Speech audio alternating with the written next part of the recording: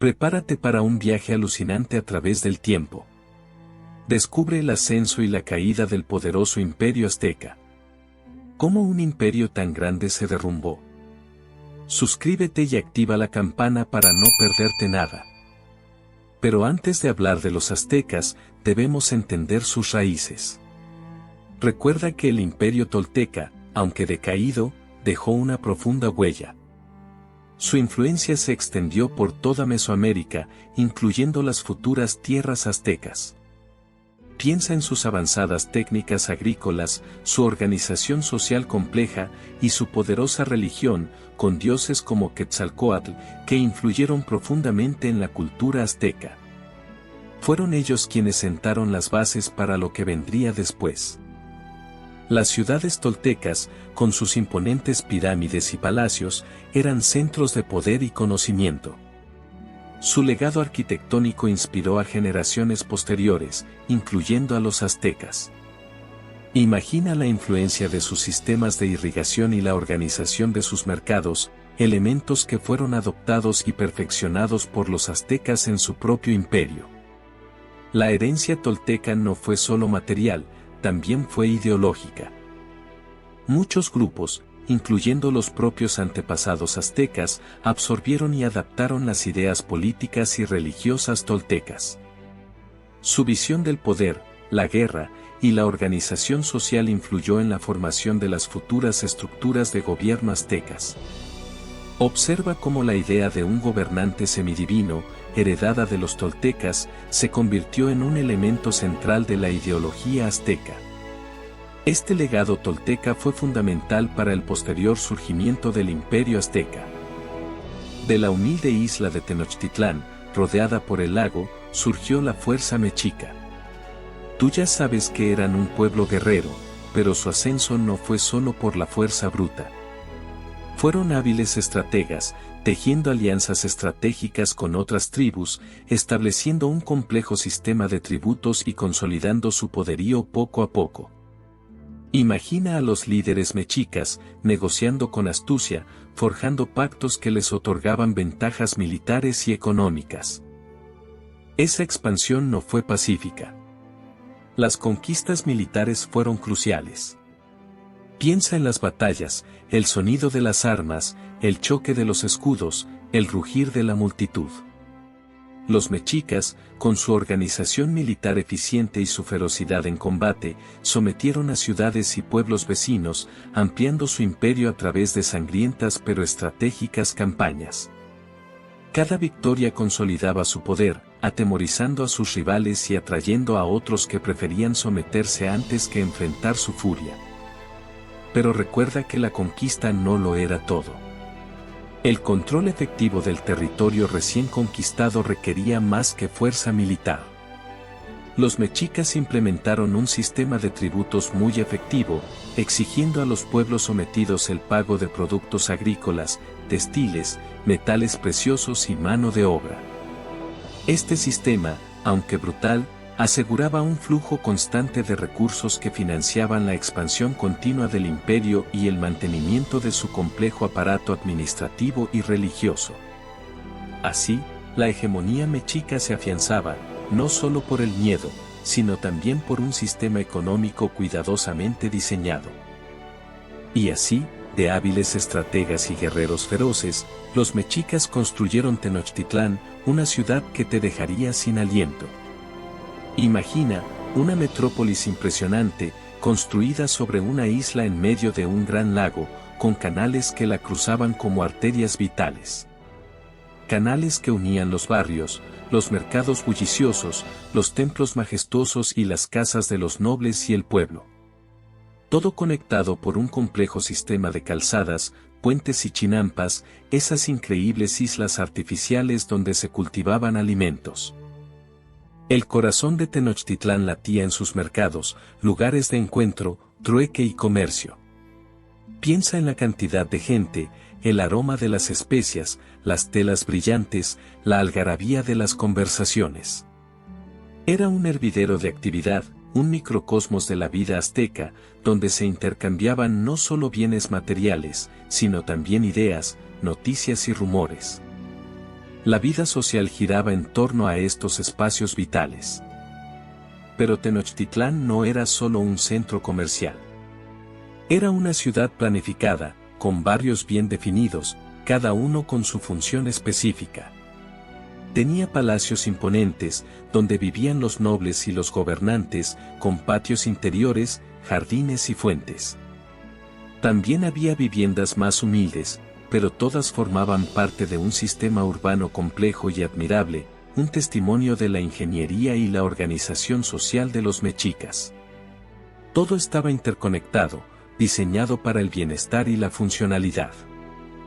Pero, ¿cómo funcionaba esta impresionante ciudad? La clave estaba en su complejo sistema de tributos.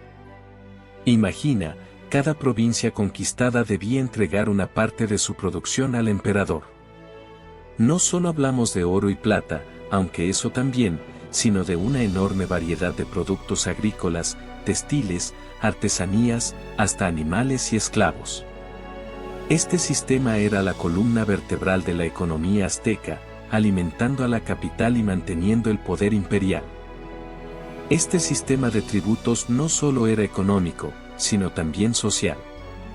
Las diferentes provincias mantenían sus propias estructuras de gobierno, pero estaban obligadas a rendir cuentas al emperador. La cantidad y el tipo de tributo dependían de la riqueza y la importancia de cada región.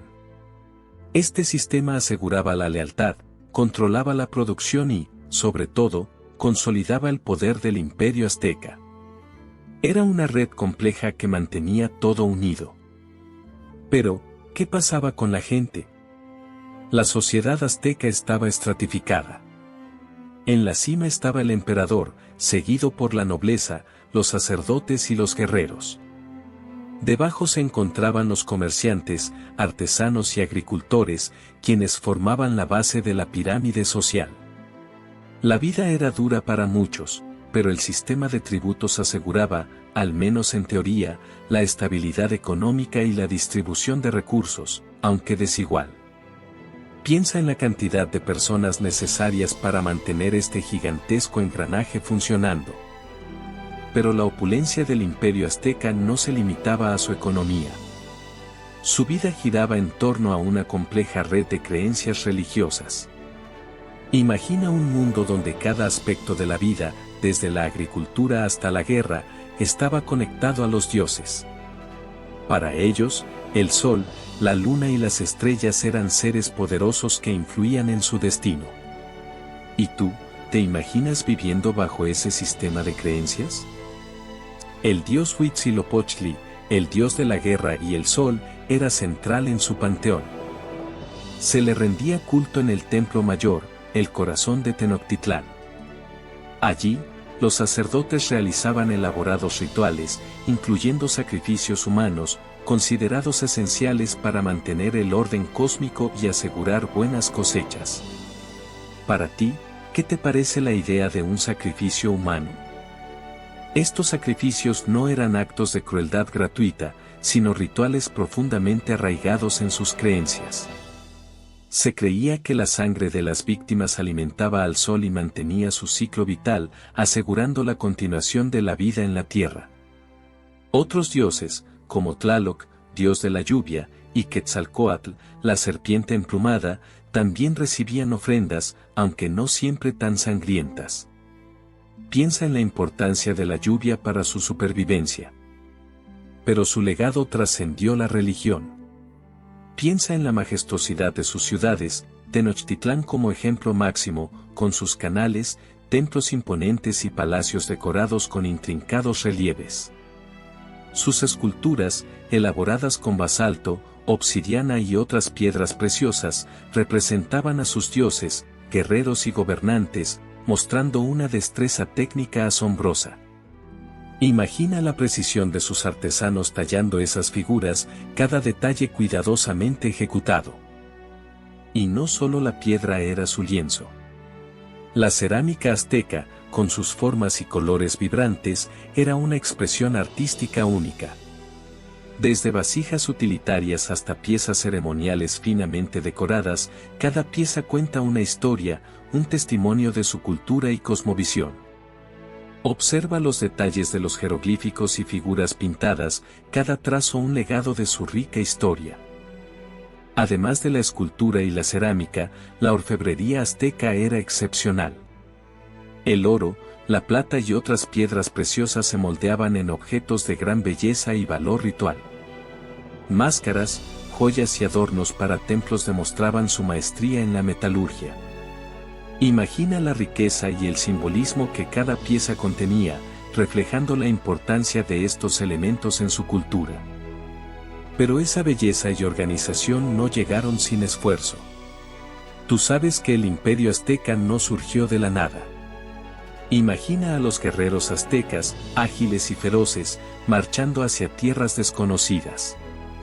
Sus conquistas fueron brutales, pero efectivas, expandiendo el control azteca sobre un vasto territorio y sometiendo a numerosos pueblos. Cada victoria aseguraba más recursos, más tributo y más poder para el imperio. Pero estas conquistas no estuvieron exentas de conflictos. Piensa en las rebeliones constantes de los pueblos sometidos, resistiéndose al yugo azteca. Guerras internas, luchas por el poder entre diferentes clanes y familias nobles, conspiraciones palaciegas, todo esto debilitaba al imperio desde dentro. La expansión territorial trajo consigo la necesidad de administrar un territorio cada vez más vasto y diverso, creando tensiones y desafíos administrativos. La administración del imperio requería un sistema tributario complejo y a menudo despiadado. Los tributos, consistentes en bienes, alimentos y trabajo forzado, alimentaban la opulencia de Tenochtitlán, pero también generaban resentimiento en las provincias. Este sistema, aunque eficaz para mantener el poder central, sembró las semillas de la discordia que, a la larga, contribuiría a la caída del imperio. Pero esa expansión, ese dominio, se vio interrumpido por un evento que cambiaría para siempre el curso de la historia, la llegada de los españoles. Imagina el asombro de los aztecas al ver aquellas enormes embarcaciones, desconocidas, acercándose a sus costas. Barcos que transportaban hombres con armaduras brillantes, caballos imponentes y tecnologías nunca antes vistas. Un encuentro entre dos mundos, tan diferentes, tan lejanos. Al principio, la curiosidad y la cautela predominaron. Los españoles, liderados por Cortés, parecían amistosos, ofreciendo regalos y mostrando sus extrañas mercancías. Pero tú sabes que detrás de esa fachada se ocultaba una sed insaciable de conquista, una ambición respaldada por la superioridad tecnológica que poseían. Esa superioridad, combinada con las enfermedades que los europeos trajeron sin querer, diezmaron a la población azteca. Imagina la devastación, la enfermedad arrasando con un pueblo que no tenía defensas contra tales males. Una tragedia que se sumó a la violencia de la conquista, marcando para siempre el destino del imperio. Aquellas extrañas embarcaciones, cargadas de hombres con armaduras brillantes y animales desconocidos, representaban una amenaza que pocos podían imaginar.